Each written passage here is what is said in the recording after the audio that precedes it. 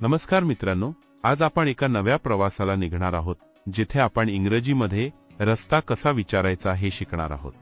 इंग्रजीमध्ये विनम्रपणे लक्ष वेधण्यासाठी माफ करा या शब्दाऐवजी एक्सक्यूज मीचा वापर केला जातो, ज्याचा अर्थ माफ करा किंवा लक्ष द्या असा होतो। Excuse me, can you help me या वाक्यातून आपण समोरच्या व्यक्तीला मदतीसाठी विनंती करू शकतो। एखाद्या विशिष्ट ठिकाणी जाण्याची इच्छा व्यक्त करण्यासाठी मला जायचे आहे या ऐवजी आय वॉन्ट टू गो हे वाक्य वापरा। I want to go to the याचा उपयोग करून आपण आपले इच्छित ठिकाण सांगू शकतो। जवळचे या शब्दासाठी इंग्रजीमध्ये नियरेस्ट हा शब्द वापरला जातो, जो सर्वात जवळचे ठिकाण दर्शवतो। Which is the nearest parking यासारखे प्रश्न विचारून आपण आपले काम सोपे करू शकतो। एखाद्या ठिकाणाचा रस्ता विचारण्यासाठी कसे जायचे याऐवजी हाऊ डू आय गेट असे विचारणे अधिक योग्य आहे।